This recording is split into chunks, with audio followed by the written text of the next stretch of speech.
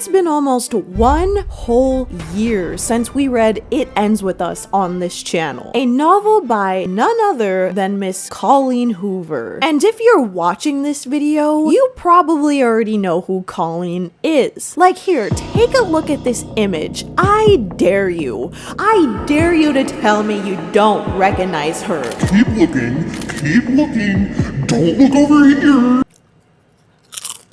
But for those of you who didn't pass that Colleen Hoover litmus test, in a nutshell, she is the author of absurdly popular books such as Ugly Love, November 9th, and Layla, just to name a few. But all of their glory doth pale in comparison to her most sought-after novel, It Ends With Us, which got its very own film adaptation just a few weeks ago. And this was huge news for the Hooververse, considering the only other adaptation of one of her books was a limited series on a streaming service more irrelevant than the Salt Bay of 2017, which, by the way, I do have a video on it if you want to check it out. But needless to say, the premiere of an actual Colleen Hoover movie was like the second coming of Christ, but for book talk, because the book itself has sold 8 million copies. And not only that, it was on the New York Times bestseller list for a whopping 140 weeks. That's crazy. That's literally the same amount of time that I spent in the womb. Yep, I'm overcooked. I bet that explains a lot. But as with all Colleen Hoover novels, many people, including myself, find the quality of her writing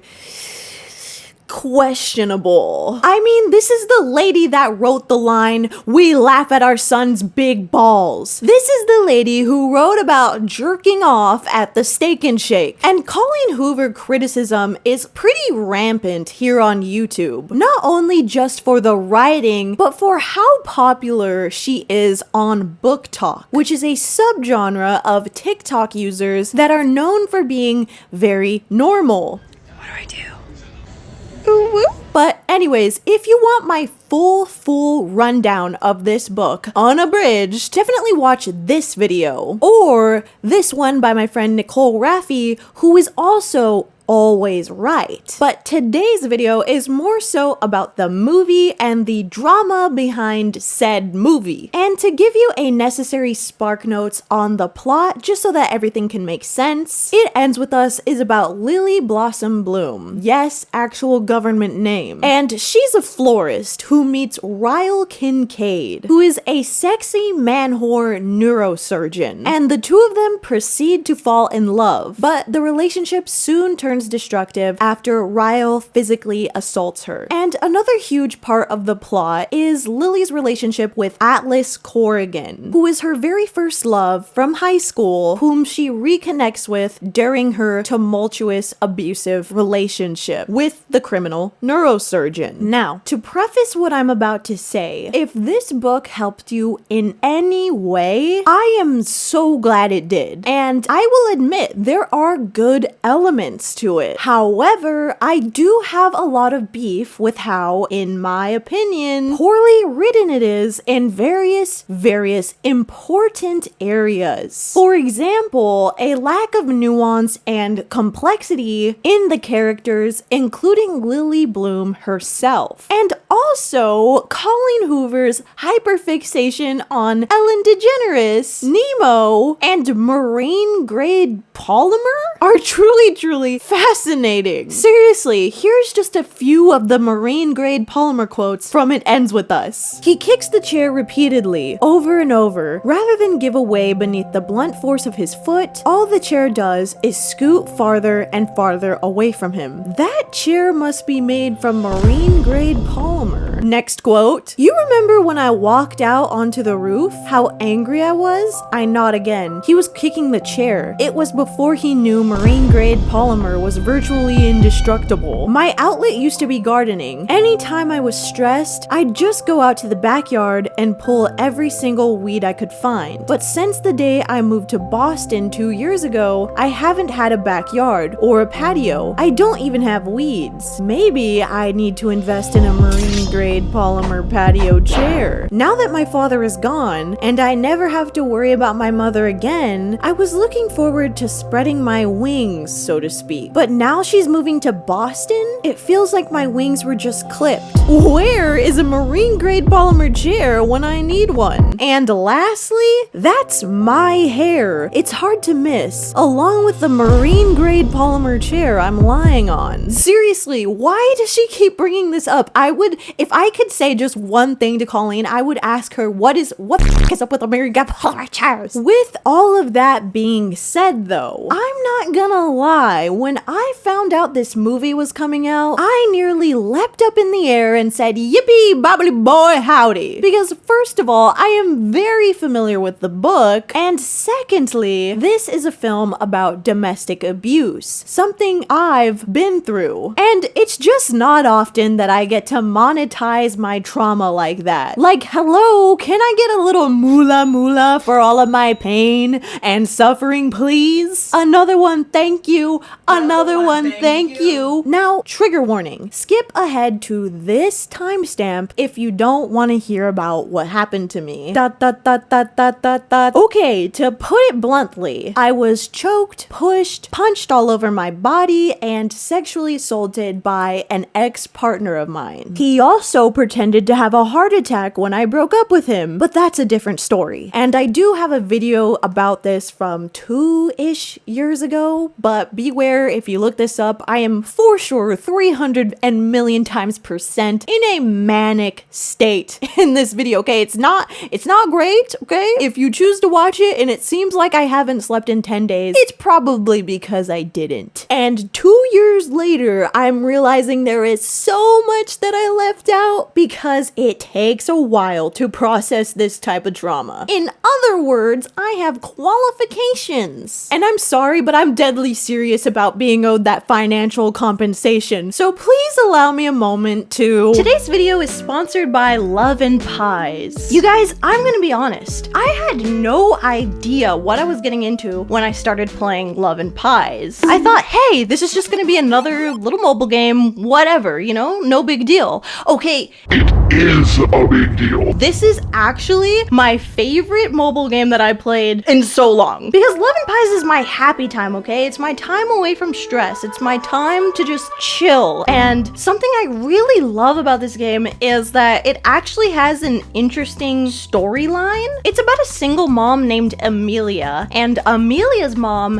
has gone missing. And so she has to take over her mom's cafe that mysteriously burnt down. So not only are you renovating this cafe to make it look super cute and bring it back to its original state, no, you're also solving your mom's mysterious disappearance, all while making these cute little treats for customers, and it is so satisfying, and it's just so fun. There's so many different things at play with this game. There's gossip, there's romance, there's humor. But don't just take my word for it. I hope you guys try it yourself. They've literally just launched this new thing called Gothic Pass, where you preserve a Gothic manor that's set for demolition. And so you get to restore this beautiful building, all while collecting cute, spooky Gothic decorations. This totally fits my vibe, and I'm so excited to keep playing. So download Love and Pies today, scan this QR code, or click the link in the description below. Thank you so much for sponsoring me, Love and Pies, and now back to the video.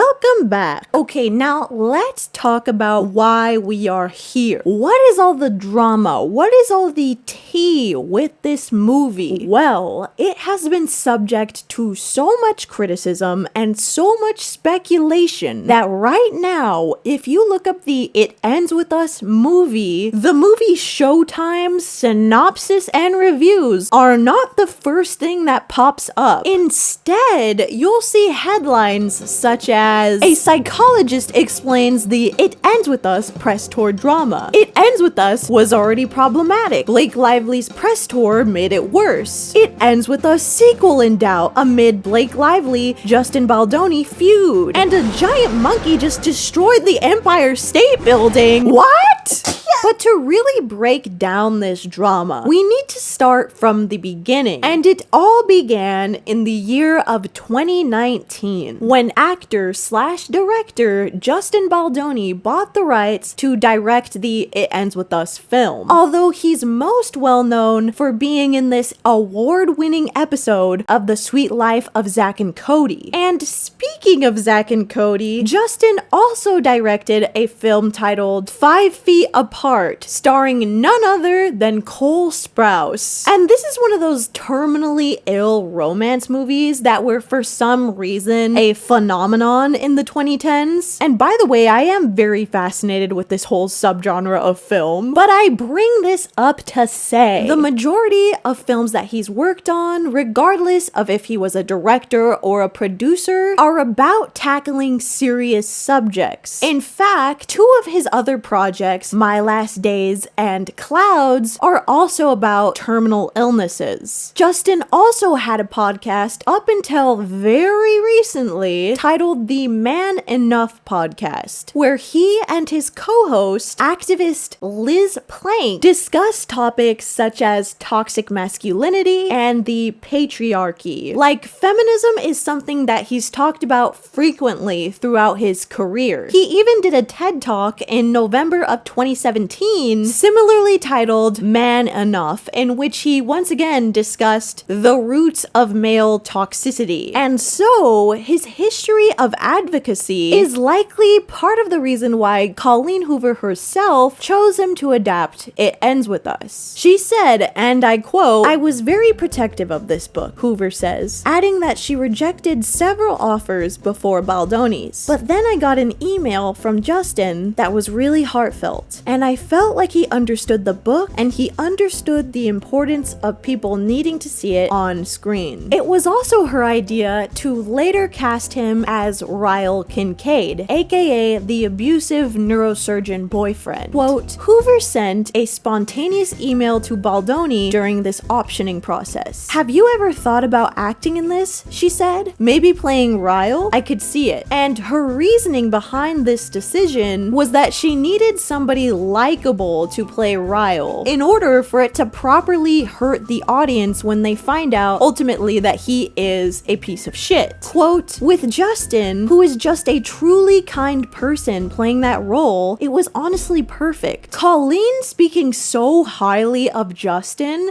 is such a stark contrast for what is to come, by the way, because not only will Colleen end up completely ghosting Justin, by the end of this video, we will have to ask the question, is Justin Baldoni a wolf in sheep's clothing? That brings us to casting. Okay, let's talk about it. Justin Baldoni ended up casting Blake Lively as Lily Bloom in 2023. And if you don't know who Blake Lively is, she's best known as the main character in the iconic 2000s show Gossip Girl. And if you've never heard of Gossip Girl, well, look no further than the Go Piss Girl meme. I know all of you have seen this at one point or the other. And other than that, Blake has been in a shark movie, a pants movie, and she's married to Ryan Reynolds, aka the owner of Mint Mobile and the Rick and Morty of actors. And remember this, because Ryan Reynolds is more important to the It Ends With Us lore than you would suspect. But soon after Blake Lively joined the movie, the rest of the cast followed suit. Brandon Sklenner as Atlas, aka Lily's long-lost love, Jenny Slate as Alyssa, aka Ryle Kincaid's sister, Hassan Minaj as Marshall, aka Alyssa's rich husband. And lastly, we have young Lily and young Atlas, played by Isabella Ferrer and Alex Newt-Seed-Detler. Now, something crucial and unexpected is that somewhere along the way in production, Blake Lively became not just the main character, but a producer. And how exactly this happened is unclear. And later in our timeline, there would even be claims from an anonymous employee that Blake was bankrolling it, meaning that she herself was providing some funding for this film outside of Justin Baldoni's production studio, which may or may not have led her to having having a bigger say than even Justin himself. But regardless of whether or not that bankrolling claim is true, one thing is for sure. Blake becoming a producer would soon become one of the reasons why the set metamorphosized into chaos. Promotions. Now, the promotional material for this movie is a total shit show, to be quite frank. And all of it just gets progressively worse over time. So let's just start in order. Order of operations, PEMDAS. Firstly, we have the It Ends With Us fashion phobia. And let me tell you, folks, there's a lot of phobias out there. Megalophobia, thalassophobia, homophobia. But what most people aren't aware of is fashion phobia, which the Webster Dictionary definition of fashion phobia is a phobia of fashion, if that helps. And it is a diagnosis that perfectly encapsulates the entire wardrobe situation in It Ends With Us. Because when the first images of Blake Lively on this set were released, oh boy, there was a lot to digest. For example, we have Blake here wearing a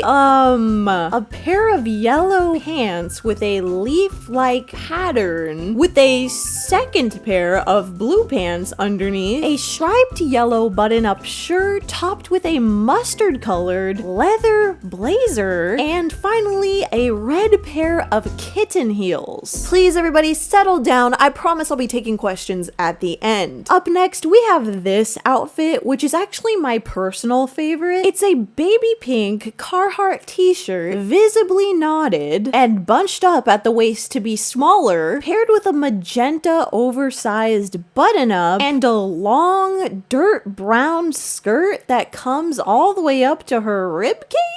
Oh, and I almost forgot the designer bag. Beautiful! She kind of looks like Miss Frizzle if you took her to Marshall's and mainlined Live, Laugh, Love straight into her bloodstream. But lastly, for now at least, there's this one, which is just so stupid because you can't even see anything. All there is a pair of Ugg boots and a floating head. And just so we're clear, I do not think Blake Lively is ugly in the slightest, but these outfits are so shockingly unflattering that she borderline looks like a different person. Like, even the tone of red that was chosen to dye her hair feels misinformed. Like, is that Blake Lively or Ed Sheeran? I need to get my eyes checked. But needless to say, when I first saw these outfits, I said to myself, oh my god, what are they doing to my girl Blake Lively in there? Even in my Letterboxd review, I was pouring one out for her. Like, how did they make Blake Lively look this bad? But then, imagine my surprise when I started researching for this video, and it turns out she was the one who picked all of them out. According to the members of the production, the set and costume designer originally had a much darker, almost gothic theme with rich dark violet and deep red colors. But Blake had her own vision of how she wanted to dress Lily, as she took more liberty over the production, which conflicted with the costume department's ideas that were eventually scrapped. And here is a direct quote from one of the crew members that actually witnessed this on set. We went dark because of picket lines, and in that time, the costume department was running around with their heads cut off, trying to figure out how they could change everything to make Blake happy. One crew member says, there were a lot of returns, exchanges, and repurchasing of an entire wardrobe, okay? And imagine my surprise again when I find out, no, not only was she picking these out, no, they were from her actual real life closet. In a later interview, she would say that a lot of the pieces that made it into the film were actually hers, and she even snuck in some of her husband's shirts and socks. Oh, yeah. Those are my real life jeans. Yeah, a lot of that is like your stuff. I have a few of my husband's shirts and socks. And exactly why she did this is kind of a big old huh? Clothes are very expressive to me. I feel like a different person given whatever I'm wearing. Have you seen these pants? No, they're amazing. And my shoes. Unbelievable. I know, you and your Louboutins always kill it. But can I just interject? Like, if these outfits are for the sake of character building, I'm confused about the inclusion of her designer clothes. There's these great Louboutins that are also a close-up on them when we're dancing in the bar. Those are mine. And her husband's socks. What does that got to do with Lily? And speaking of pricey clothes, there is an unreasonable amount of Carhartt in this movie. So much so that when we were in the theater watching this, my boyfriend turns to me and he says, "Is this sponsored by Carhartt?" And it wasn't even just him. Even people on Reddit are confused about this. Like, I genuinely cannot express enough how distracting this was. And just to give you one example, without getting into the whole movie yet, there's a scene where Lily arrives to a party wearing a giant green Carhartt jacket over a gown, like a full-on party dress with sparkly diamond ankle boots underneath. Like, not only was this jacket a bizarre addition to an outfit that goes unexplained, when Lily Bloom removes it, it's supposed to be this big sexy moment, like, wow, look at her. And Ryle is like distracted looking over there. But even the cutout on the dress itself is just so, like, I don't know, you're gonna just have to watch it. And listen, there's a ton of things that we're gonna talk about where we do not know whether or not Blake made the sole creative decisions for them. But there is absolutely no debate when it comes to her hand in the costume department. And this is just one of the many things that Blake will be criticized for, because the outfits in this movie have way too much discussion in promotion and in her interviews, to the point where we are not discussing the actual message of the movie anymore. And by the way, in this same interview, Blake says that every character in this movie's playlist is reputation. Reputation. Just reputation. That's what I listen to. Every character's playlist is Reputation. Which, if you didn't know, is an album by Taylor Swift. And it's important to know that all of the characters in this film about domestic violence listen to Taylor Swift because actually, I don't have any reasons. Maybe Taylor herself can fly over on her private jet and give me one. But speaking of Taylor Swift, Blake Lively is actually really close friends with her, which may seem slightly irrelevant, but it will come up again later, funnily enough. Let's talk about the trailer. On May 16th, 2024, the It Ends With Us movie trailer was posted on godsyoutube.com. And in a nutshell, this trailer comes off as a romantic drama at first, showing Lily dancing and having fun with Ryle, but then suddenly we see him get angry and throw a glass on the floor. This, as well as a handful of other moments, insinuate that there is some kind of abuse or violence happening. Like the titular line from the book, oh my god, that was very hard for me to say, can I get a titular quote? What would you do if your daughter came to you and told you someone she loved was hurting her? It basically portrayed the contents of the book without showing any of the cringeworthy things, such as the ever-looming presence of Ellen DeGeneres. And because of this, I really wanted to give the movie a fair chance and hoped that it would improve upon its source material. But outside of my personal opinion, from the get-go, It Ends With Us fans were pretty stoked, and the comments underneath the trailer are scattered with women relating their own trauma to the book, as well as sharing grueling stories about escaping abusive relationships. For example, this comment here: "To all the women watching this who've been abused by their partners and had the courage to leave, I see you, I am you. To everyone else that held on to those who supported us and those who made made space for us. I see you too. I see all of you. I left. It's been 3 years. When I made space, I met the love of my life. And only now at the age of 31 do I know what a man should be. Thank the universe and thanks to my love and all of you. And besides that, everyone seemed super ecstatic to finally see their favorite characters on the silver screen. You know, heartbreak feels good in a place like this. In fact, it seemed like the only thing fans didn't like was the casting for Atlas, whomst they seem to f***ing hate, which is honestly hilarious. It's so sad that Atlas looks nothing like what I imagined. 14,000 likes. This looks way better than I was expecting. The flower shop is exactly what I envisioned. Still not sold on the guy playing Atlas, but that's okay. 24,000 likes. And listen, I get it. I didn't even like the book and I didn't imagine Atlas to look like that. I imagined him to look like itty bitty iPhone mini-sized Requiem for a Dream Leto. But that's beside the point. What is really important, and I can't stress it enough, okay, is that as goofy as Colleen Hoover's writing is, this book really means something to a lot of people. Let me just show you another example. This book meant so much to me as a survivor. The way I can relate to Lily in so many ways made the books so special. I may not have had an Atlas, but I did have a Ryle, and I will always be proud of myself for getting out of that situation and demanding better for myself. And so, knowing this, wouldn't it be crazy if someone whose name rhymes with Schmake Schmively were to use this film about domestic violence as an opportunity to advertise her other business ventures?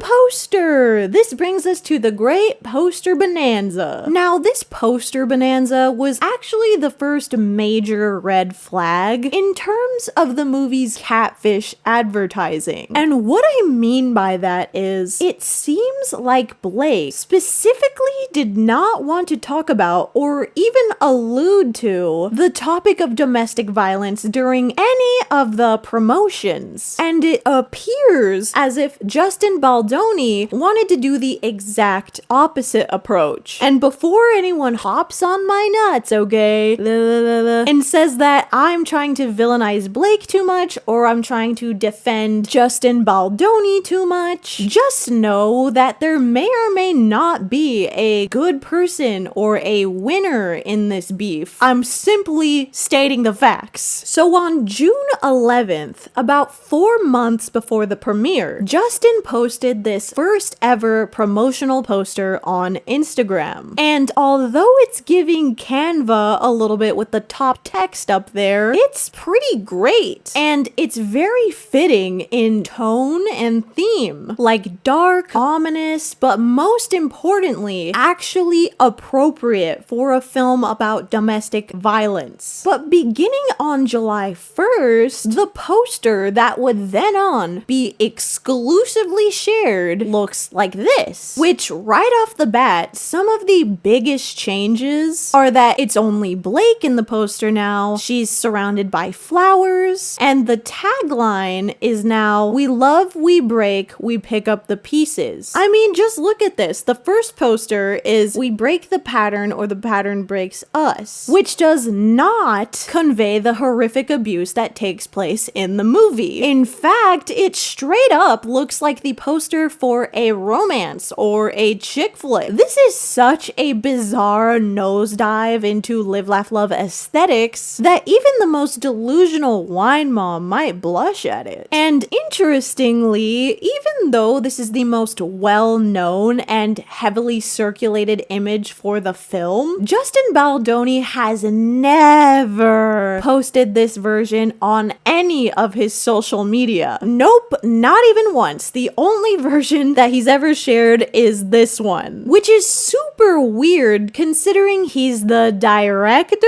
and not only that, a main character in the movie. Regardless of whose idea this poster was though, it's awful. Not only does it not convey the message of the movie at all, Blake also has giraffe neck in it. I mean, look at it. I'm scared. Another great example of catfish advertising would occur on August 6th when this promotional TikTok was posted. It Ends With Us is in theaters now, so grab your friends, wear your florals, and head out to see it. Grab your friends, wear your florals. Literally, imagine saying this about any other film that covers a serious topic. Grab your pedophile, grab your eyeliner, we're watching Priscilla. Needless to say, this type of advertising is very much giving romantic comedy, and people began, rightfully so, calling her out for this. Here's a great example. Just so you know, if you haven't read It Ends With Us, it's not a rom-com. Don't grab your friends and florals. Know that it's about domestic violence and there are some triggering scenes. This promo of the movie is pissing me off. I honestly can't help but feel like Blake is trying to cosplay Margot Robbie during the Barbie era, but like is failing to realize this isn't a girl power, ooh,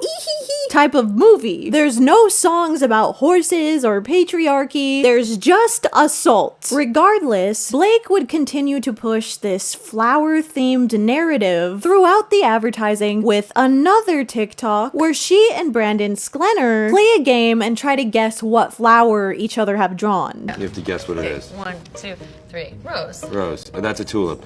Oh my gosh. Come on, just really look though. What is it? Just look at it. Oh, it's a, that's not a tulip. It's a, This makes me feel like the average person watching this thinks that flowers are a lot more heavily involved in this story than they actually are. Like, there being a flower shop is probably 5% or less of the movie. And unfortunately, the worst is still yet to come, because Blake would end up cross-promoting a plethora of inappropriate things. Let's talk about Shampoo-mageddon. On August 4th, Blake would post this on Instagram, promoting her hair care brand, Blake Brown Beauty, just days before the premiere of It Ends With Us, and in the midst of all the press that the film was getting. Literally heading to Target to get my Blake Brown by shampoo. It's honestly amazing. And this put a bad taste in people's mouths for several reasons. Firstly, she had said virtually nothing about domestic abuse or promoted any resources regarding the subject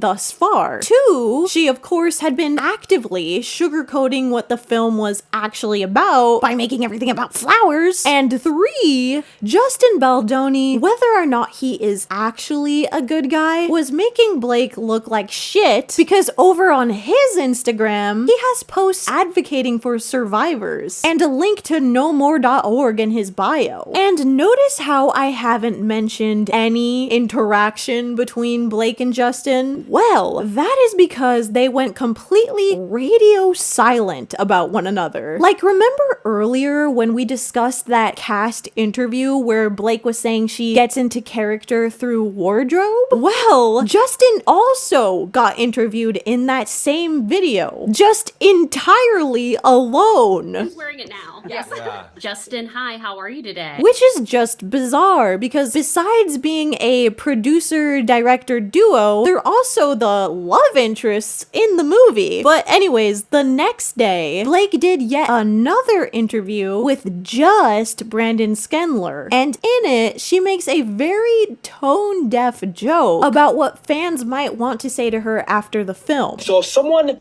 understands the themes of this movie, comes across you in public, and they want to really talk to you, what's the best way for them to be able to talk to you about this? How would you recommend they go about it? Like asking for like my address or my phone number or like my location share. Or I could just location share you and then we could I'm just And Brandon very clearly does an exhausted eye roll after she says this. That is just so, that is my favorite thing. That is my favorite thing that has happened to me this week. But unfortunately, this same interview gets even worse when at 3:41, Blake makes a joke about about hitting Brandon. Oh, I suffer from toxic masculinity. Absolutely not. Yeah. She hit me when I started crying. Yeah. This is literally the only type of joke that you could not say in this context, yet they still managed to do it. And despite all of this, oddly enough, Brandon Sklenar would later publicly defend her with this statement. Quote, I wanted to take a minute and address all this stuff swirling online. Colleen and the women of this cast stand for hope, perseverance, and for women choosing a better life for themselves. Vilifying the women who put so much of their heart and soul into making this film because they believe so strongly in its message seems counterproductive and detracts from what the film is about. She hit me when I started crying. Yeah. Which is something I actually agree with, but I also think that Blake is actively detracting from the message of the film itself as well. But 2 days later in our timeline, August 6th would be cataclysmic. Like, I'm not exaggerating when I say so many important things happen on this day. Straight up, this is the cross promotion day from hell. Firstly, Blake posts a video on her Instagram about her husband, Ryan Reynolds, interviewing Brandon Sklenar. And it's a comedic skit. Ryan jokes about how it's not every day that he gets to interview his wife's love interest in a film.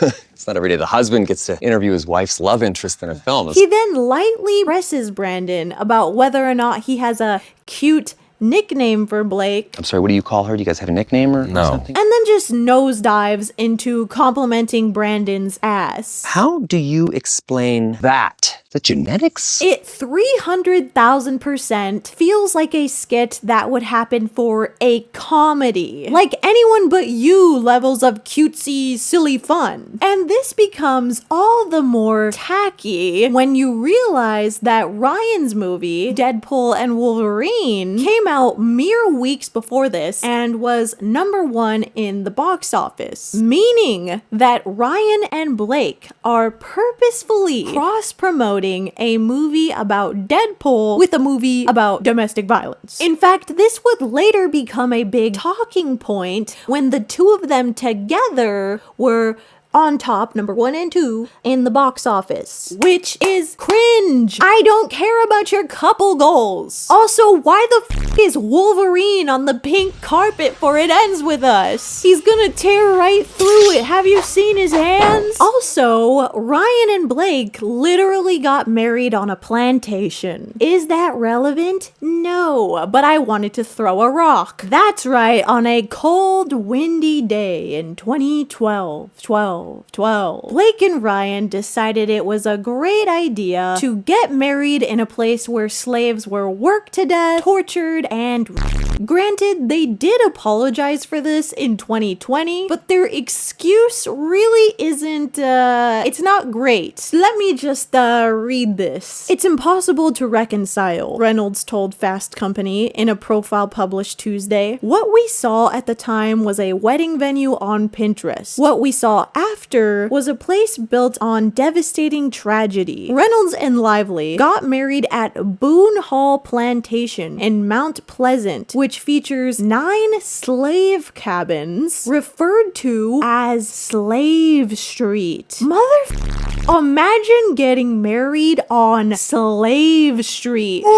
They're freaks. They're literally freaks. I'm so sorry. But anyways, Blake would later reveal that Ryan actually wrote some dialogue for a couple scenes in It Ends With Us, including the iconic rooftop scene where Lily Bloom and Ryle Kincaid first meet. This was something originally speculated by one of the writers on the movie. Quote, the original writer of the script, Holly, said that she was not aware of the changes made by Reynolds, and when she saw the movie, she thought that Creed's With Arms Wide Open and Pretty Please with a Cherry on Top were improvised. Now she suspects Ryan put those in the movie. This was later confirmed by Blake herself, but more interestingly, there is an insider that claims that Ryan Reynolds jumped in to save the film from disaster. Quote, Ryan has every every right to stick up for his wife, especially when it comes to a project she is passionate about. Ryan knew when he saw the script that it needed help. Together with Blake, they made sure it was not only brilliant, but reflective of what the story is about. So while that is not confirmed, it would make sense. It seems like Blake had a heavier hand in making this than initially predicted, and she and Ryan Reynolds may or may not have felt like Justin Baldoni was doing a good job, which is kind of crazy considering that he was the director.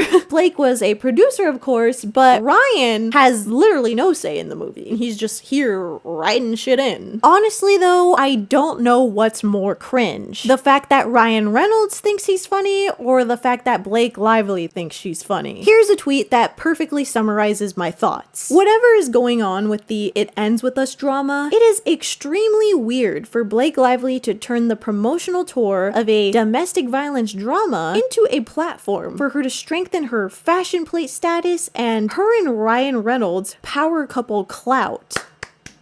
Retweet. Moving on though to the Baldoni Excommunication. Now, Justin's excommunication begins with what I would like to call a mootastrophe, because less than 1 week before the premiere, fans noticed that Blake was no longer following Justin on Instagram, which is already bad enough. But get this, Justin still follows Blake. This has got to be one of the worst loss of moots that this galaxy has ever seen, because there was just no way that the public was not gonna notice this. It's like, oh, maybe Blake unfollowed him by accident. No, it is everybody. The only person from the cast that still follows him to this day is Hasan Minhaj. Although I don't know if he should count, because Justin previously mentioned in an interview with Elle that he and Hasan had been friends for a very long time. And not only this, when Justin was asked if the cast could become lighthearted off camera, the only person he mentioned was Hasan. Then, at the New York premiere of the movie, people noticed that Baldoni was just walking around on the red carpet by himself. Like, every cast member was there. They were in the same vicinity. It's just that none of them would touch him with a 10-foot pole. Meanwhile, the whole cast, minus him of course, stood together happily, doing plenty of promotions, interviews, and photos. Baldoni gone solo. What do you think of when you see this image? Is he little? Yeah, he is. But I personally really think that it encapsulates a little tiny pink strawberry Nesquik guy who got no buddies to hang out with at the premiere. And whether or not it actually turns out that he's an asshole, you gotta feel bad for the little guy because he looks so tiny in this image. Needless to say, it was becoming increasingly clear that there was some sort of beef going on. When Jenny Slate was asked by an interviewer what it was like having Baldoni be an actor and a director in the film, and in response, she immediately avoids the question. Talk to me, what was that like, having him be director but also scene partner? I mean, what an intense job, like to have to do so many things. I just found myself being like, wow, I really just want to have one job at once. Fight or flight. She takes off. Anyways, surprise, surprise, Blake starts flopping again at this premiere when an interviewer asks her what message the audience should take away from the movie. And in response, Blake says, "This is a story that covers domestic violence, but it's not about domestic violence." This is a story that covers domestic violence, but it's not about domestic violence. It's about this woman. Which, granted, you can tell she's trying to come off as empowering, but it comes off as uneducated, unthoughtful, and also just does not look good considering all of the other things that she's doing right now. Like, I doubt anybody would really pick up on this quote if she hadn't already been doing Wolverine times Deadpool times It Ends With Us, doing the grab your florals. I don't understand why she rather keep digging her grave deeper than to just educate herself. Like, it blows my mind. Anyways, a therapist on TikTok TikTok actually ended up reacting to this snippet, and she really hit the nail on the head for anything I could ever want to say about it. This just feels dismissive. And in my experience, people truly expect you to get over years of trauma just because you're living your life freely now. But the reality is, what happened to me affects me every day in a subconscious and conscious way. So I feel like saying something like this gives wiggle room to the people who think you should be over it, you should move on, hey, look at the bright side, come on, let's be positive here. Like, no, because you don't get it. Do I look like SpongeBob? No, bitch, I'm Squidward. Unfortunately, though, she would continue to double down on this sentiment by saying it's not a movie about darkness or hope. To me, I never really looked at it as a story about darkness or hope necessarily. Like, hope is in there, but I look at it as a woman's story. It's a woman's story. And you know what? Maybe Blake is right. Maybe, just maybe, when my ex-boyfriend grabbed me by the neck and slammed me against the wall, that wasn't about darkness, and there wasn't even any hope in it. In fact, it was just me being a girly pop. You know what? This is a perfect segue, though, into an It Ends With Us themed party that Blake would throw the night of the premiere. And I'm struggling to tell you about this event because it is so unhinged. But basically, at this party, Blake chose to promote another one of her products. And you guys can, like, guess which one it is. So did Blake promote A, underwear, B, alcohol, or C, deodorant? I'll give you 3 seconds. If you chose alcohol, you are correct. Blake promoted her alcoholic beverage company, Betty Buzz, on this night. Now, I don't know if you're picking up what I'm putting down, okay? So I'm gonna say it again for dramatic effect. Stay with me. Boop, boop, boop. Blake is promoting alcohol at a movie party. This is an It Ends With Us party. Blake is promoting alcohol. This is a gargantuan, Yeti-sized whoopsie, because if you know anything about domestic violence, which Blake should, you might realize that alcohol is directly linked to abuse. There is a rampant amount of people on this earth who just abuse their significant other and then just go, oh, I was drunk, I was off my rocker, woo! But my brother in Christ, when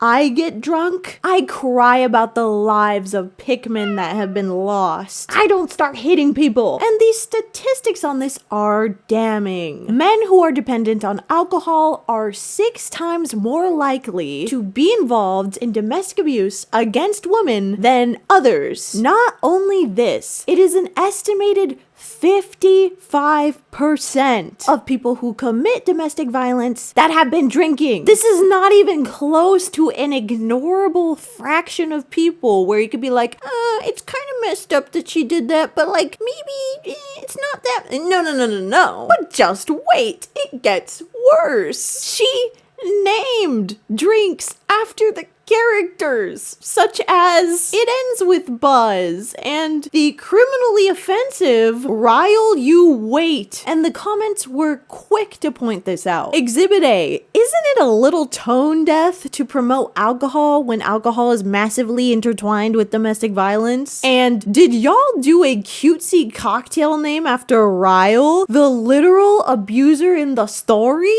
Yikes! Now, after hearing about this, Blake's previous statements actually started to make a lot more sense to me, because if she truly believes that this movie isn't about domestic violence somehow, it's not about domestic violence. It is possible that she's justifying all of her tone-deaf comments by being like, well, it's technically a movie about empowerment. Like, no wonder she feels comfortable advertising her hair company and her alcohol company and her Mint Mobile. Honestly though, the apple doesn't really fall that far from the tree with any of this, because just 1 year ago, Miss Colleen Hoover herself tried to sell an It Ends With Us coloring book. And this is something she promptly walked back after getting a ton of backlash. But the thought that it would ever be okay is astounding. This was Colleen's statement in response. The coloring book was developed with Lily's strength in mind, but I can absolutely see how this was tone deaf. I hear you guys and I agree with you. No excuses, no finger pointing. I have contacted the publisher to let them know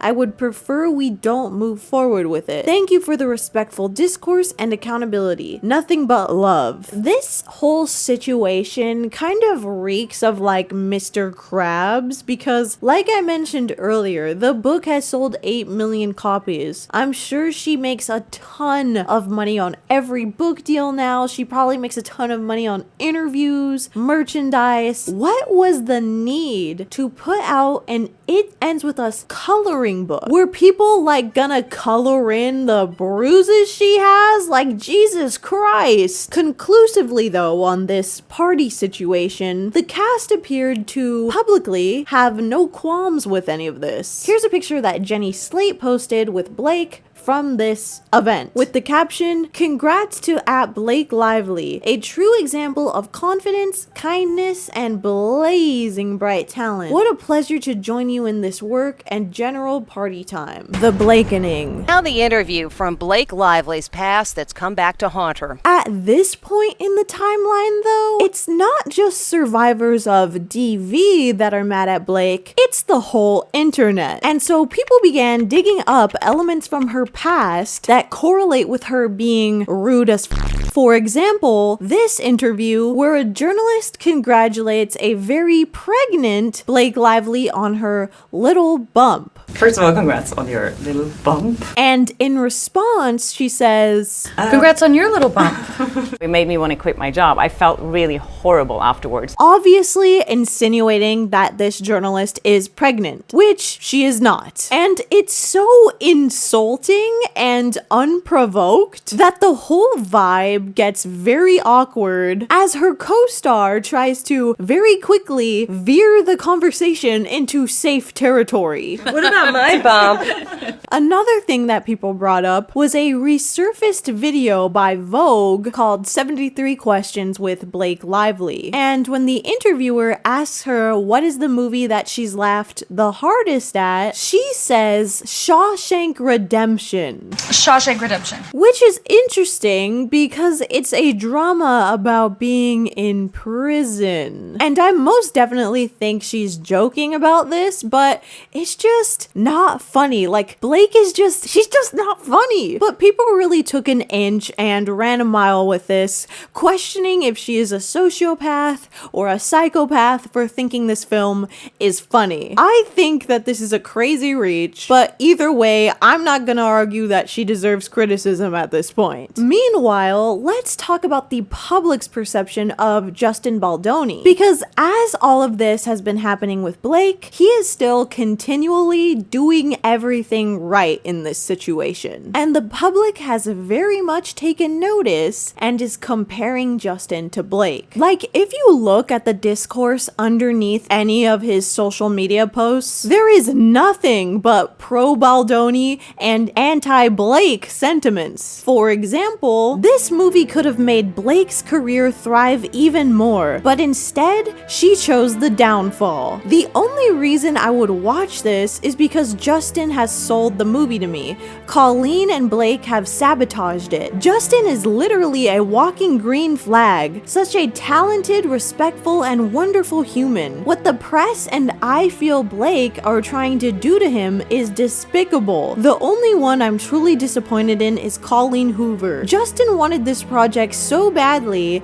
and has treated it with so much care. She just sits there smiling, saying nothing. I guess smiling in photos with Blake is more more important. And lastly, love the fact that literally everyone stands with Justin. And normally, I would be a lot more annoyed with people taking someone's side without knowing the full story, but in this scenario, I can truly understand why people feel this way. Point blank, Justin has publicly been very sensitive towards the subject of the movie, its impact on victims, and even encourages consoling those affected by DV. It's too real, and there are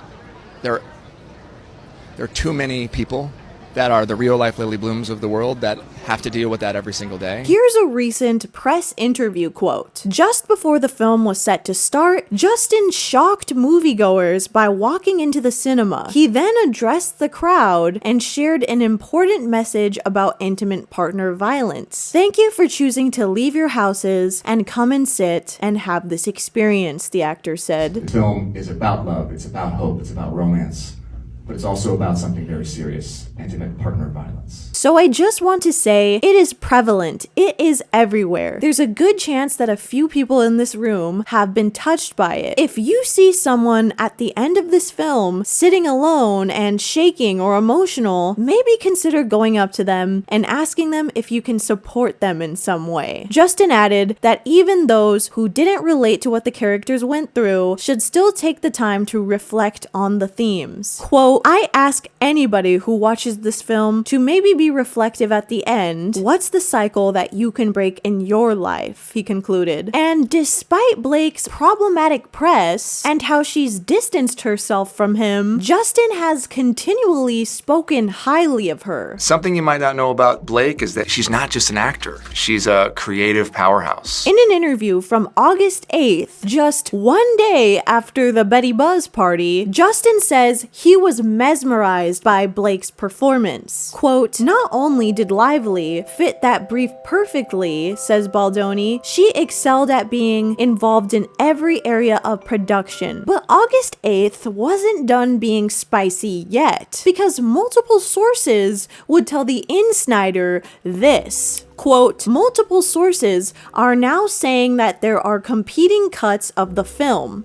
Apparently, Lively took over Baldoni's edit, despite his cut having scored higher with audiences. How did Lively get away with this? She has a powerful husband, Ryan Reynolds, Deadpool himself, who basically took over the movie and buddied up with author Colleen Hoover to see that their cut won. And just to give a little bit of background on this source, the Insider is a website by Jeff Snyder, and he's a writer for Variety magazine. This is just his personal side quest, I guess. But just to be extra clear, I do not know the validity of these sources. However, Jeff Snyder seems to be professional. But whether or not this is true, some people began to believe this theory on TikTok and began commenting that Blake and Ryan used their reputation to take control of the project. Just to quote a few of these, cause they know Blake will be in charge of the sequel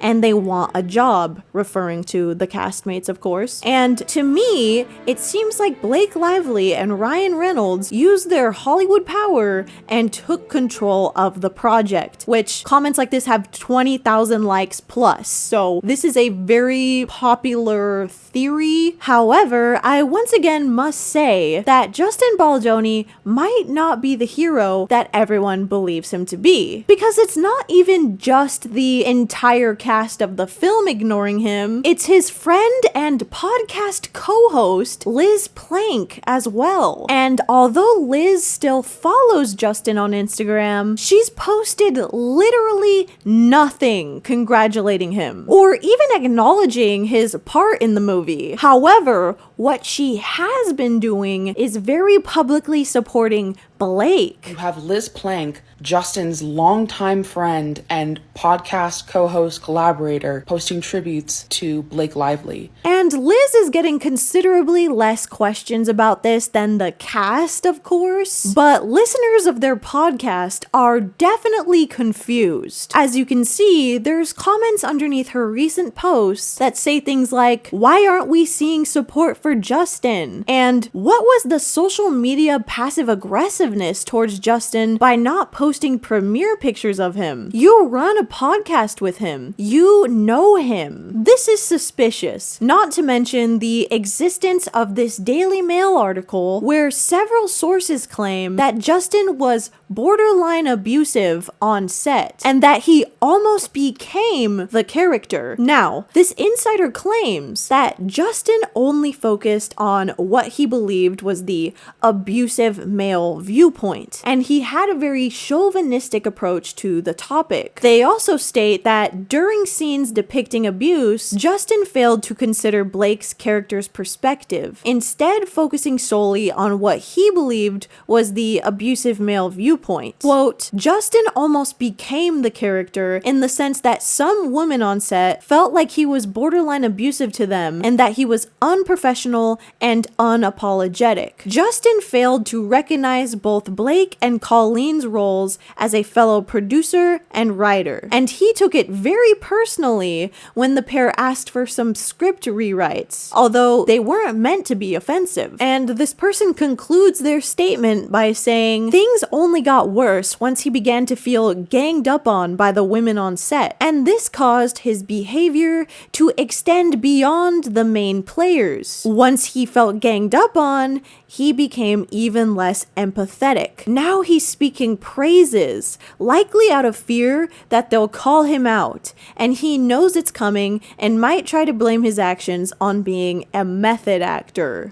Now, something interesting, especially about this person's last claim, is that Justin actually said in preparation for this movie, he wrote a journal from the perspective of Ryle. Does this mean that he's actually planning to use method acting as an excuse for being an asshole? I don't know, but it very well could be true. I mean, why else would his own friend and co-host be ignoring him? Why would the cast so vehemently stand by Blake despite her constant disrespect of the content of the film? Is it because Baldoni's behavior was comparatively worse and they feel like they need to choose a side? Does he feel like he needs to shut up and just hope that his toxicity doesn't come to light? There's too much speculation to say. However, it's really important to note that there are many conflicting stories regarding Justin's behavior, like this article by Insider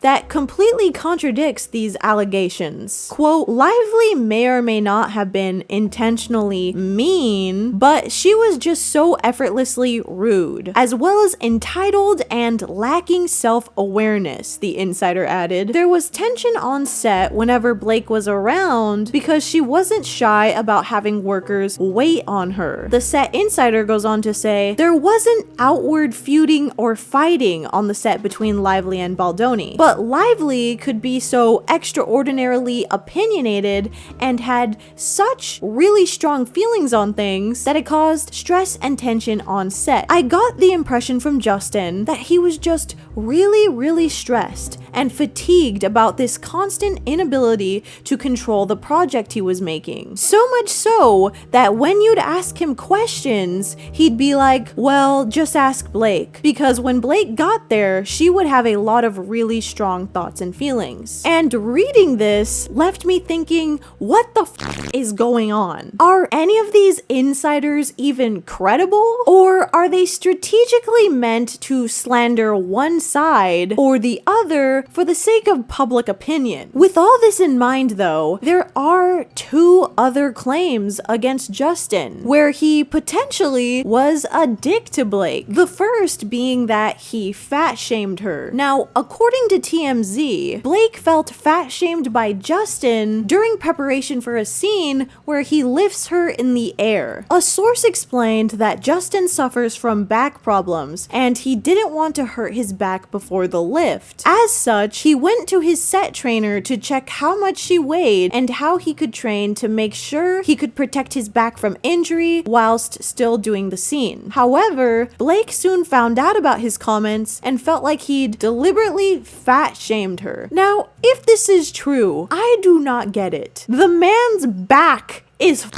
I'm Little Miss Scoliosis. If you told me that I'm gonna have to pick up another fully grown adult, I would be concerned too. But let's move on to the second claim, which is a lot more serious. Basically, the insider says that Blake felt uncomfortable because a kissing scene went on too long. Quote, Blake felt he lingered longer than he should have with the kiss. And there's no detail on this, so we don't know if it was 10 seconds overdue, 30 seconds overdue, if it was an accident, if he kept saying to do the take over and over again. We do not know. Therefore, I do not know how to feel about this. A behind the scenes clip also resurfaced around this time that appeared to show Blake and Justin arguing, leaving the public to once again want to choose a side. In addition to this mounting tension, an interview would then resurface from July of 2019 where Justin says this about his first impressions of the novel. It was sexy and it was romantic and mysterious. By the end of it, I was sobbing real tears. Now, for Justin to say this is very much like a huh? And I could perfectly see why people are bringing this up. It's very weird to say, and although there are, I guess, a few sexy moments in the book, it is by far the least important thing that you could take away from the book. It's definitely outweighed by the negative things and not the first thing you think of when you finish it. However, it is worth it to mention that in other interviews, he is a lot more sensitive and well-spoken when it comes to describing his experience. And given both phrasings, it's kind of hard to tell whether this was just him misspeaking and tripping over his words or some kind of Freudian slip. And I'm not trying to make excuses for him because we really do not know the whole context. And at this point, there was just like rapid firing of articles one after the other after the other. So right as people were discussing this Justin Baldoni comment, another allegation about Blake Lively arose. And this one is quite goofy, I might add. So this insider told the Daily Mail that Blake brought her 4 kids onto the set and set up a booth to accept donations for sick kids and horses. Okay? And that sounds really cute, right? But when you take it all in, when you consider everything, okay, this was when the film crew came back for the first time since the 2023 writer's strike. And because of that, everybody hadn't been getting steady paychecks for like a hot minute. Some members of the crew were having to dip into their 401ks. Some were even at risk of losing their homes. And then here comes Blake bringing her kids onto the set and asking for donations. This insider says that the way Blake handled the situation was not only insulting and performative, but given her status on the production, some of the crew felt they had to donate as to not displease their boss. Let's just say for a second that this is true, okay? Imagine not getting paid, finally getting to come back into work. It's exhausting. You're being worked like a dog. Blake Lively tells her kids to come and ask to help them with charity for horses and sick kids. Google, show me Blake Lively's and Ryan Reynolds' net worth, please. But now, let's face the moment of truth. Let's talk about the movie itself. Is it good? Did I get razzled and dazzled at the AMC theater? No. But I will say this. In some ways, the movie is better than the book, and in others, it is worse. Firstly, one of the most noticeable things, which we already discussed, of course, is the fashion, so I won't linger on it. However, I did want to mention really quick that the rich people in this movie dress the way a Disney Channel original show would depict that, if that makes sense. Like, part of the character lore for Alyssa, Ryle's sister, is that she's insanely rich. And the way that the movie shows that she's rich is by having her wear sequins constantly. It is very shake it up core. Secondly, Blake Lively's acting is not good. Point blank, period. The amount of times that this woman bites her lip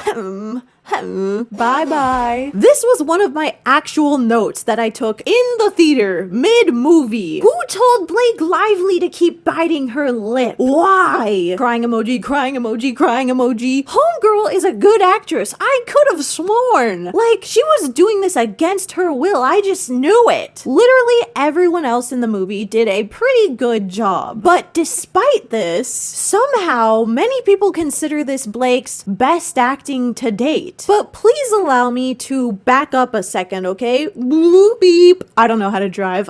While we're on the subject of Alyssa, I felt that she was portrayed significantly better in the movie, which was awesome. Like, if you recall from my book video, my 3 least favorite characters were Ryle, of course, then Alyssa, then Marshall. Reason being, at a certain point in the It Ends With Us book, Alyssa, who is supposed to be Lily's best friend, straight up ignores that her brother Ryle has done something abusive to Lily, and even names her baby after him, knowing that. Let me think, should I name my newborn baby after a man who abused my best friend? I mean, 3 words, what the fuck? Not. She's like, damn, no one's using free will like me. Anyways, Alyssa in the book is so bizarre because you're supposed to like her despite her never confronting Ryle about any of this. And by that I mean this does not cause a rift in their relationship at all, even after she finds out that he pushed Lily down a flight of stairs and attempted to her. So I fully understand and support that they removed all of these negative aspects from her, because I think if an audience saw that, they might have flexed their buttholes so hard that they got a hemorrhoid. Hi, Makeupless Nikki here to just kind of add in and clarify something. Alyssa does also name her baby Ryle in the movie. It's just significantly different because it's clear that she has no idea anything happened. And her and her husband's behavior feels significantly better here than in the first book and the sequel. Now, It Starts With Us is really the worst villain of the franchise, if you will. Like, I highly recommend watching the segment of rating Colleen Hoover's highest rated books where I talk about it, because you're gonna kind of understand a lot more where I'm coming from. I just rewatched a little bit of that video and like so much stuff came back to my brain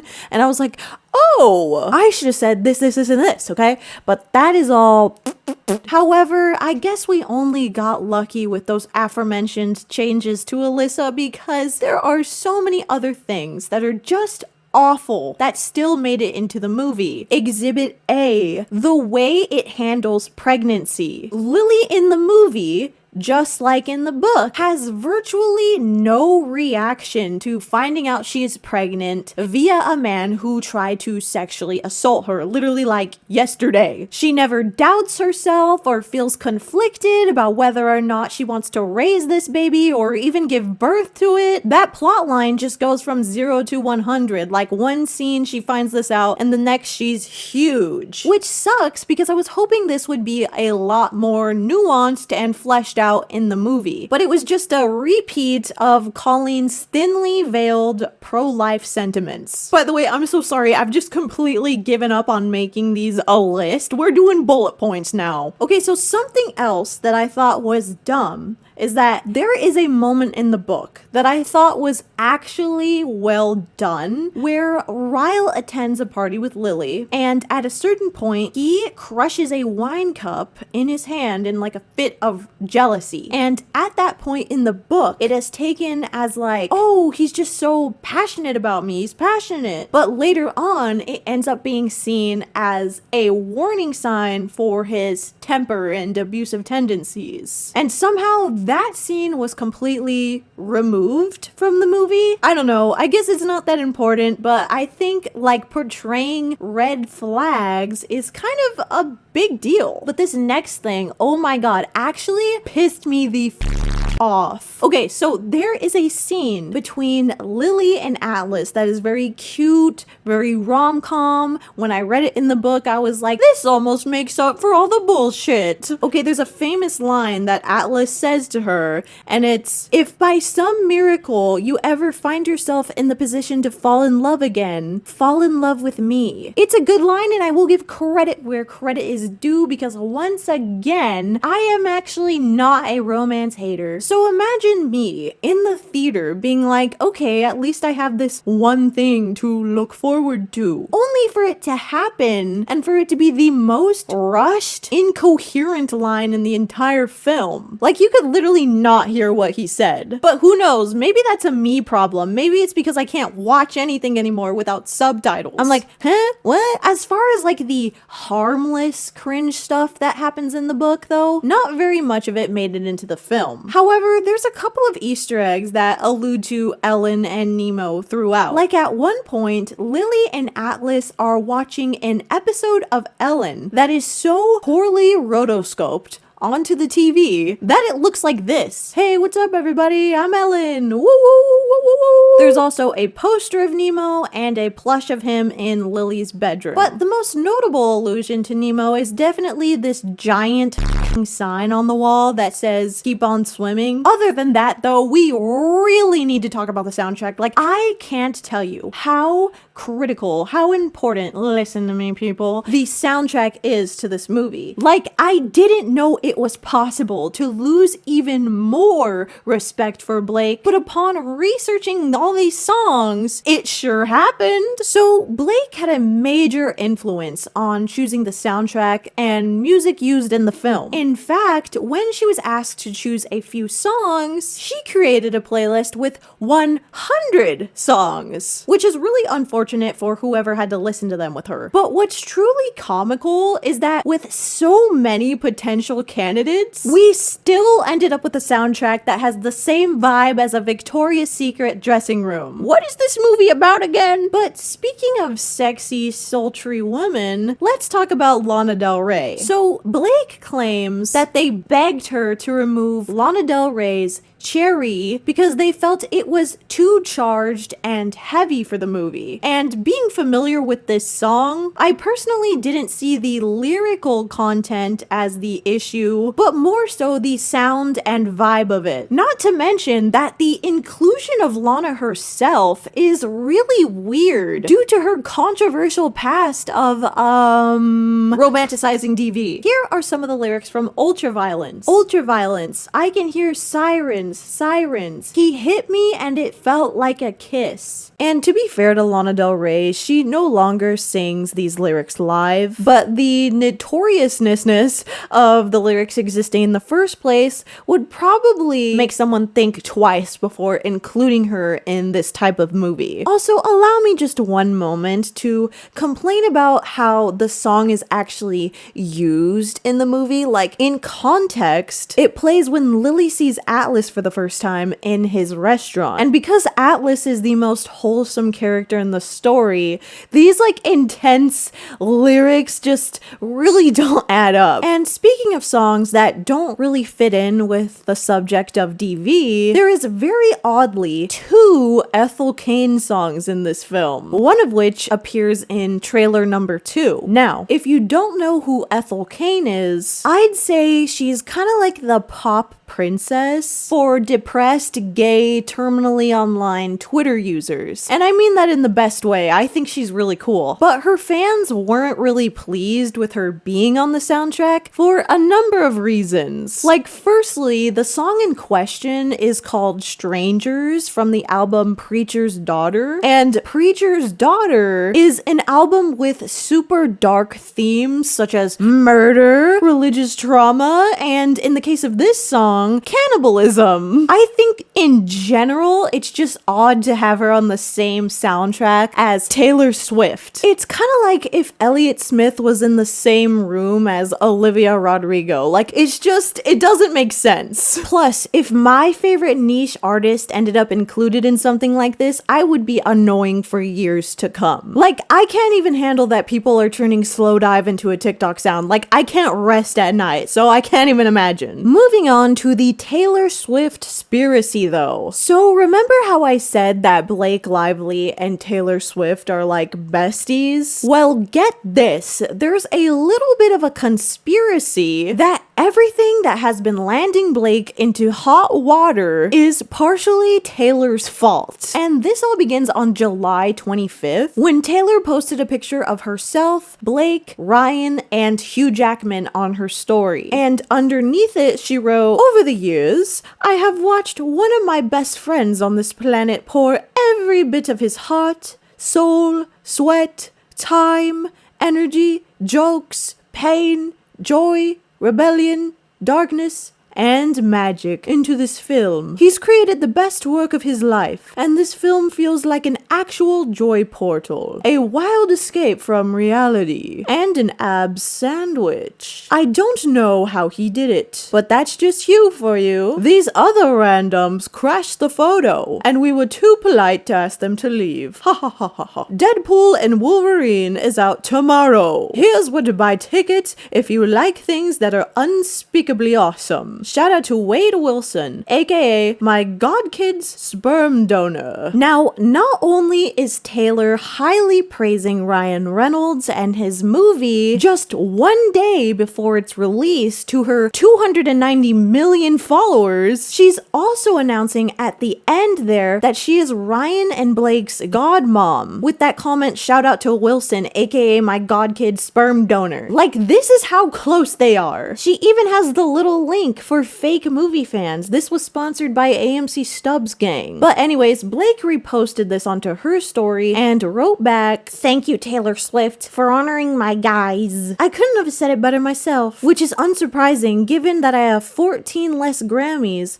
and not a single sold-out Stadium World Tour. But mind you, Taylor is saying all of this for the husband of her best friend, not even her actual best friend, Blake. So it wouldn't be crazy to assume that Taylor would also say something about It Ends With Us. But when it came to the premiere, Taylor went radio silent on both It Ends With Us and Blake. And this is really odd for a number of reasons. Like, even though there was speculation already about some kind of behind-the-scenes feud, the entire cast, Colleen Hoover, and even Justin Baldoni's friend, all took the side of Blake. So why would it be hard for Taylor to support her? Not only this, but later on August 24th, Taylor would promote Sabrina Carpenter's new album, complete with the little link to buy it that said, "Go support our girl." And the next day, she promoted her friend Zoe Kravitz's new movie, Blink Twice. And in her post about this, she specifically says, "Zoe conceptualized this. She wrote it, obsessed over every detail, and directed it with such a clear and bold vision. I'm so blown away by what she's accomplished here, and I can't wait for everyone to discover this film and this brilliant director." So to specifically praise Zoe for directing Blink Twice, but not Blake for producing It Ends With Us, feels pretty intentional, but the plot thickens. Because according to this Daily Mail article, some insiders claim that Blake liked to brag about being Taylor's friend on set constantly, and would even talk to her obnoxiously loud over the phone so people would know she was talking to Taylor Swift. Hey, I know Taylor Swift, isn't that cool? No, it's dumb and nobody cares. Sorry.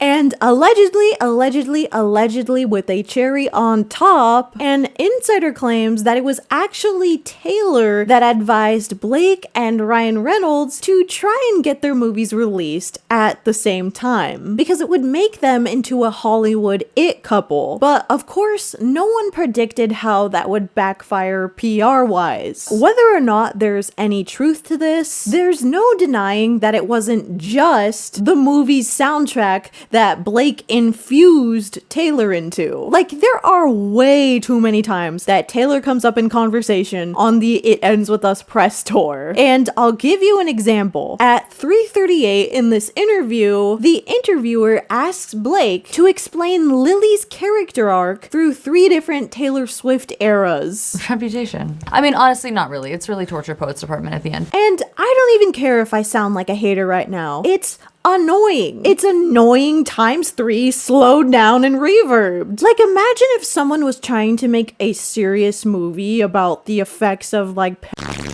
and then the interviewers and the cast themselves just kept bringing up like, I don't know, Dula Peep. But anyways, I need to move on to more serious waters. Because beyond the soundtrack just not making sense or being annoying, there's a song on it that is just straight up unethical. So remember when I told you about Blake's 100 song playlist that she made for the movie? Well, somehow, a song that could, quite frankly, win an award for most inappropriate tune ever manufactured slipped and trickled in through the cracks. I am not kidding you when I say this is f***ing disgusting. The song is called Him by Rye. Now, what exactly is the issue with Rye and Him, if you may ask? Well, it's not just because it's stupid and it sucks and I could probably make a better one with my raw butthole and my bidet. It's because it was made by none other than Mike Maloche, who of course goes by the stage name Rye. He is a musician who allegedly groomed Alexa Nicholas at the young age of 16. And Alexa is best known for her role as Nicole Bristow on Nickelodeon's Zoe 101. And she was actually still on that show when Mike Maloche started a relationship with her at the age of 35. And as soon as she turned 18, he invited her to come visit him in Berlin, where he then her, verbally abused her, and choked her. Mike and Alexa would get married 3 years later when she was only 19 years old. Also acquired his American visa during the process. And what makes this all even worse is that when they divorced in 2012, during the trial, Alexa showed that he had used a sample of her saying no while she was assaulted and then used it in one of his songs titled Don't Call It. And Mike, of course, the spineless little jellyfish that he is, claims he never groomed her. But big pause. Mike, you gotta be f***ing me. There is no way in hell that you married this 19-year-old girl and you just didn't have any kind of inappropriate relationship before that. Like, do you really expect me or anyone else to believe that you got married after 1 year of dating when she was 18? Quite frankly, even if your relationship had started at the age of 18, you would still be a creep. And so, with all this in mind, it only makes sense that when she saw his song in a movie based on a book about DV, she was obviously disappointed. And in a brave effort to bring attention to this atrocious mistake, she posted the following on Instagram. I can't say enough how disappointed I am in at Blake Lively and at It Ends With Us movie. Not only has your rollout for this film been a complete disaster, but you also put my known abuser / groomer's music in your film. There is physical evidence of him grooming me when he was 33 and I was 16. It's easily accessible on the internet, sadly, since I had to also take on the emotional labor of exposing Rye with evidence. It was also a very public lawsuit that goes into great detail of what he did to me. Shame on this film. And before anyone is like, well, maybe this isn't one of the songs that Blake picked out. Maybe she didn't know about this. To that I have to say, dude, lick my nuts. It is actually on her public playlist. And all I can really say is that I feel so sorry for Alexa and everything that she had to go through. And my heart goes out to her because I also know what it's like to publicly come out against your abuser. And it's awful from start to finish, so I can't imagine what it would be like to see this happen. And if I'm assuming that Alexa has read the It Ends With Us book, I can't imagine how devastating it would feel if someone took something that I liked or loved or enjoyed and included my abuser's music without a second thought. And hey, now that we're on the topic of Blake's endorsement of horrible people, here's a picture of her hanging out with good old Woody Allen. I mean, look at this guy. Gotta love him, right? Wrong. Wrong. Just by looking at this guy, can you guess what he did? Did he A, marry his adopted daughter, B, groom a minor, or C. Abuse his children in the worst way? Well, if you said all three, you would be correct. And knowing that, you wouldn't really think Woody Allen fits the bill. You know, not exactly on the roster to be considered a leader of women, right? He shouldn't be leading anyone anywhere, unless he's leading himself to a grave. But in 2016, Blake Lively made a statement that Woody Allen was empowering to women. What? And apparently she was later asked about this at the Cannes Film Festival, and in response, she claimed that she wasn't familiar with Woody Allen's abuse allegations. Which, girl, I'm calling cap. I'm so sorry. There is no way a big actress in Hollywood doesn't know why Woody Allen is controversial. I don't buy it. This is like saying you didn't know Bush did 9/11. I'm just kidding, unless. But my point is, even if somehow she didn't know about Rye, it really doesn't matter. Because A, she should know who is and isn't reputable to be included in her movie about DV. And B, she clearly doesn't take any of this stuff seriously. Oh, my hair thing. Oh, my alcohol. Oh, my Mint Mobile. Like, what the fuck are you talking about? These are just some of the various reasons for why I do not really f with Blake. And even if Justin turns out to be a piece of the way that he is speculated to be, I would also just not support him either, because it doesn't override how disrespectful she's been to survivors of DV. And speaking of the ambiguity of whether or not Justin Baldoni deserves the ostracization that he's getting, on August 29th, Blake's brother-in-law, Bart Johnson, aka Troy Bolton's dad from High School Musical, replied to a fan on Instagram that was criticizing Blake, writing, "Get your head in the game." I'm just kidding. He said, "I'm really sorry you feel that way. I'm sure you have a huge heart and want the best. I can promise you the truth has not come out yet. Blake worked harder on this film than anything I've seen her do in my entire life because it meant so much to her." Very, very ominous. Let me know if you would want an update on this story if more information came forward, because this is just very interesting and bizarre. But at the end of the day, regardless of my opinion, the film is out, and whether or not there are multiple edits of it out there, even with Justin's fans and his comments begging for the director's cut, the whole truth about the movie's production will likely remain a mystery. And as far as audience feedback goes, it's got 58% on the tomato meter and a 91% on the popcorn meter. Okay, what the fuck? Let's not rewrite history. That's the audience score. Conclusively though, if you love this book, you'll probably enjoy the movie. The ball is in your court, my friends. Also, here is another quick Baldoni fun fact. So as I was writing some last minute updates to this script, I noticed that Hasan Minhaj, aka the only member of the cast that's still following Justin, actually had posted a picture of Justin on the night of the premiere. However, he's like 6 slides deep into this post and only tagged on the image itself. The first 2 pictures are of Blake, Ryan Reynolds, and Hugh Jackman, which people are quick to ask why Ryan Reynolds and Hugh Jackman are so